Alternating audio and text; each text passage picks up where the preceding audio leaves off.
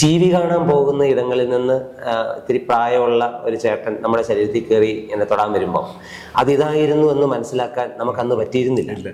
പിന്നെ കുറേ ഇങ്ങോട്ട് കഴിഞ്ഞ് വന്ന് ഇതിനെപ്പറ്റി മനസ്സിലാക്കി വരുന്നത് ദൈവമേ അന്ന് ഞാൻ അതായിരുന്നല്ലോ നമുക്ക് കിട്ടിയ എന്ന് മനസ്സിലാക്കി വരുമ്പം അന്നുണ്ടാക്കിയ ആ ട്രോമ, അയാൾ അന്ന് കാട്ടിക്കൂട്ടിയതിന് നമുക്കുണ്ടാക്കിയ, ഇപ്പോഴാണ് ഈ ട്രോമ എന്നുള്ള വാക്ക് വരുന്നത്, പക്ഷെ അന്ന് കുറേ ദിവസം ഭക്ഷണം ഇറിറ്റേഷൻ, പേടി, ഈ സാധനം ഒരിക്കലും ഹാൻഡിൽ ചെയ്യപ്പെട്ടിട്ടില്ല.